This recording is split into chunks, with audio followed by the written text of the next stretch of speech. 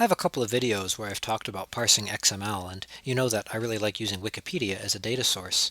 One of my students pointed out to me today that Wikipedia is deprecating its XML support. We're really not supposed to be using the XML data source there. Instead, we can use JSON. Now, parsing XML is pretty easy in Java. Parsing JSON requires a couple more steps. So in this video, I want to show how we can grab some sample data from Wikipedia and use a JSON parser instead. So I want to start by creating a new project. Now I'm going to do something that you may have never seen before. I'm going to use a Maven project. And the reason I'm doing that is I need to bring in third-party libraries to do this JSON parsing. And that's going to be much easier if I use a system like Maven that manages the dependencies for me. So let's take a look at what that looks like. The first thing we have to do is give it a group ID. That's essentially a package name. And now we give it an artifact ID like JSON example. And we'll call the project JSON parse example. And we'll open it in this window. Oh, but it appeared somewhere else. Hopefully I'm back in my screen capture area.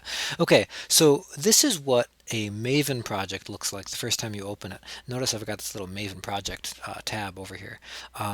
This will come up the first time, and I like enable auto import. So I'm going to turn that on, and we'll see what that does in a minute. All right, let's take a look at this project structure. We have one source folder, and inside are two folders called main and test. So here, all of our production code goes in main, and all of our test code goes in test. This is a little bit different from the vanilla project structure that I usually use, but this is an essential part of understanding Maven.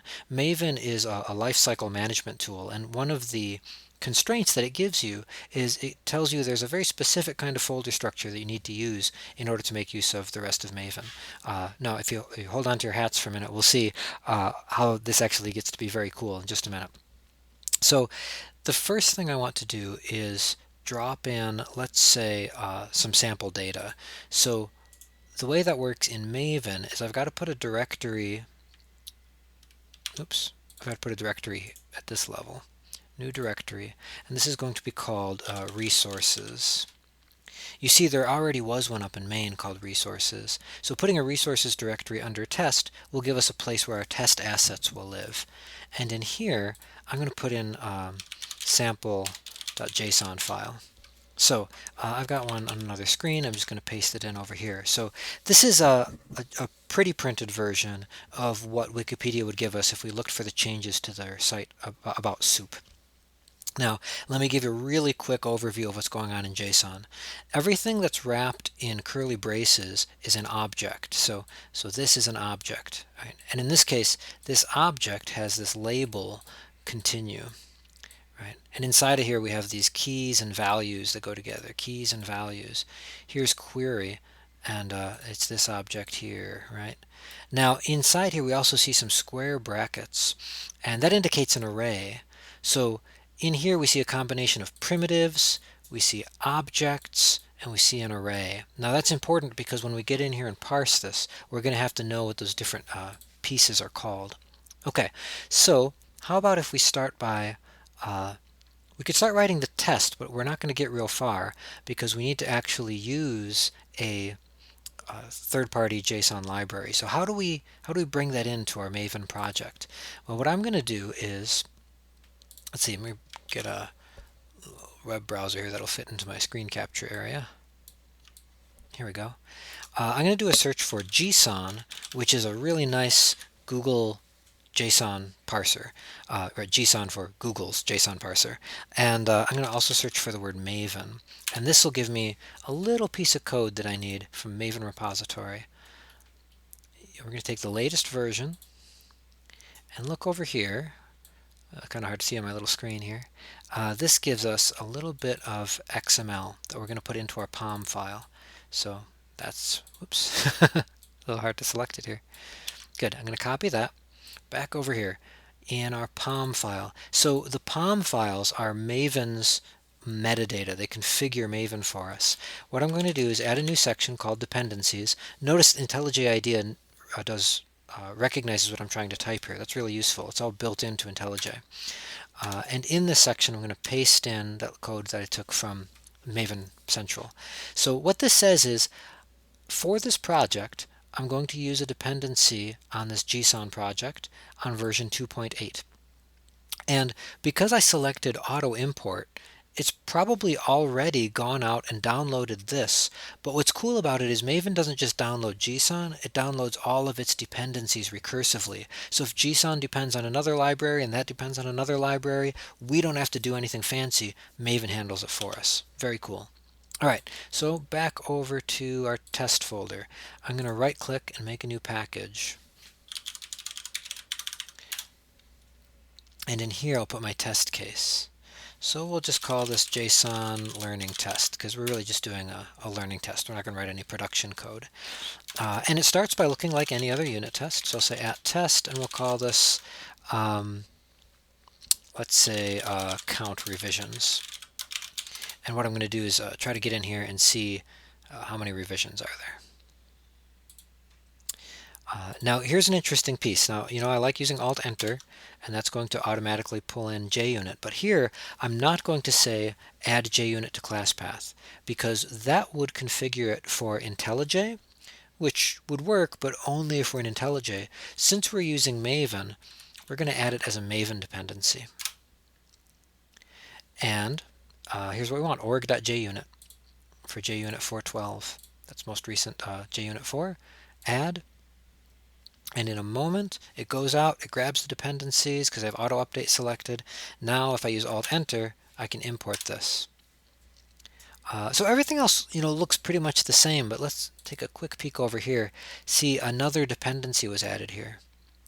So if I wanted to add some other library, let's say Guava, right? Guava is one of my favorite libraries for programming Java. I could just add that as a dependency here, and magic would happen, and suddenly I'd have access to that library. If a new version of JUnit came out and I wanted to upgrade to JUnit 4.13, I don't have to download anything manually. I just go in and tweak that number, and bam, I've got the new one. Very cool. Okay, so back in our learning test, if you look at online tutorials for how to use this JSON library, most of them center on data binding techniques. But it turns out that won't work well for this data. And the reason is that we have a key here that is unpredictable. That key is actually some kind of a page ID. We see it show up again right down here, which means we can't use automatic data binding, not in any convenient way. So we're going to have to parse this in a more manual way. So let's take a look at what we can do here. We're going to start by making a JSON parser.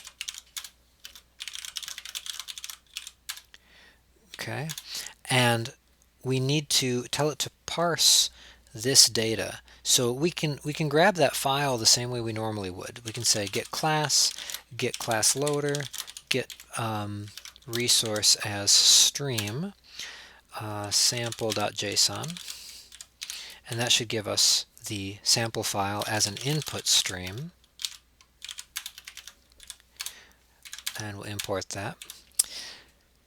In order to get this into the JSON parser, I have to convert it into a reader, and the easiest way that I know of to do that would be to just make an input stream reader out of it. So I can say reader equals new input stream reader input stream.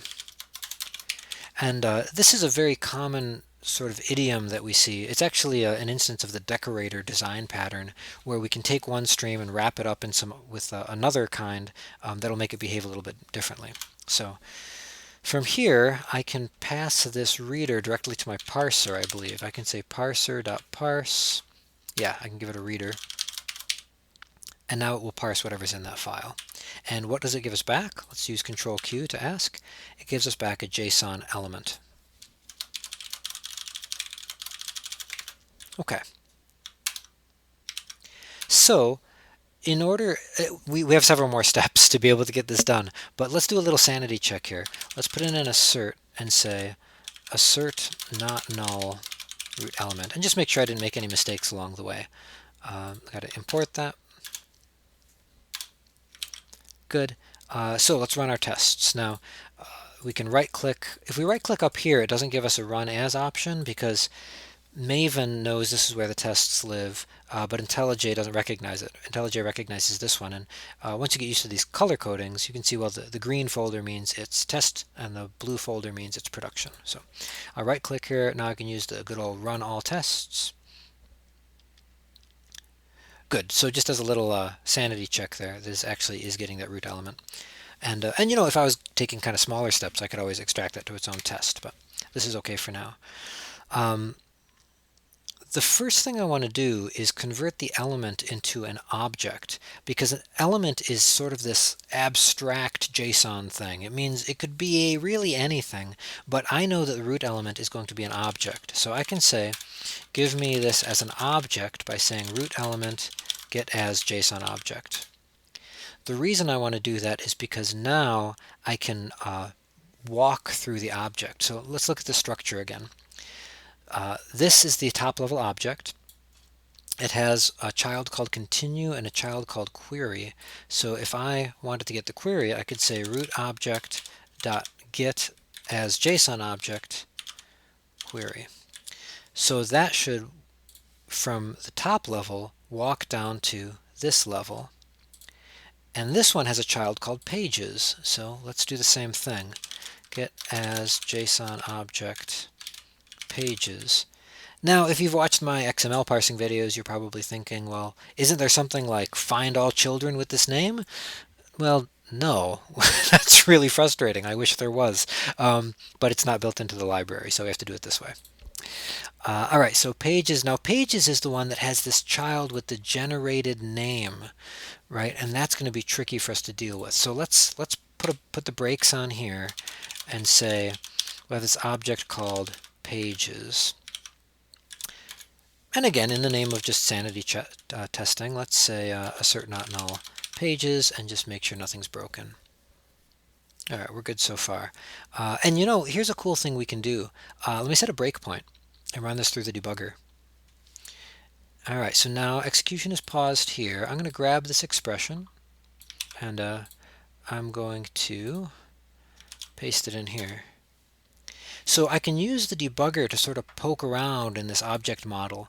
So I can see that if I get to this pages node, it has a members. It has this one member. It has this funny key on it. So I don't actually want to write my test in such a way that requires me to know this number. I could ask for that child by name, but that wouldn't help me in the general case of parsing, because in general I won't know what that number is. That's the specific number of the soup Wikipedia page. But if I search for something else, it's going to be something different. So what I want to do here is from pages I can get something called the entry set, which is a set of all of the entries of that object. And this set is iterable. So I can say, well, walk through all of them. Now the type here is kind of ugly. It's an entry string to JSON element, I think. And we're going to have to import this from map, which, you know, that's pretty ugly. But it's part of the published API, and that's what it looks like, and that's how it works. So this is how I can say, let's walk through all of the children of pages, which again, there's really only one. And I'm not going to deal with cases where, you know, the data is weird. I'm just going to assume we have good data for now. So this one is really enough. If I get this first one, which is going to be, you know, 1965 whatever, I can ask it for its revisions, and that's what I'm trying to get to. So here's the entry. I need to get it as a JSON object. No, I'm sorry. I need to get its element out. Value. Get value is a JSON element, which I can get as a JSON object. So we can do this. Now we can say, hey, entry object, get me your child as a JSON array called revisions. Revisions, right? Let's check. Revisions. Yep, that's what I want to get as an array, right? We got the square bracket there. Okay. We'll get that as a JSON array. And yeah, it's a good time for a sanity check, isn't it? let's say assert not null array. And oh, I'm still sitting in debug here. All right, let's run. Good, good. Okay. Now, technically, this is within the loop, right? So this could happen multiple times, although in this case, we know there's only one page called soup, and so we're going to get by with just this. What we need to do is kind of move this array out of that loop. So what we can do is say, this is here, and there. Now I've got the array. I can make sure there's 4 things in there. So I can say assert equals for array dot get length size. Get rid of that breakpoint. Nice. Okay, so this has successfully parsed through this JSON, and it's given me this JSON array, and there are 4 things in it. So using this technique, you could investigate any one of those objects that you want to. You could reach in there and grab the, well, whatever you wanted here, the users, the timestamps, whatever other data you need.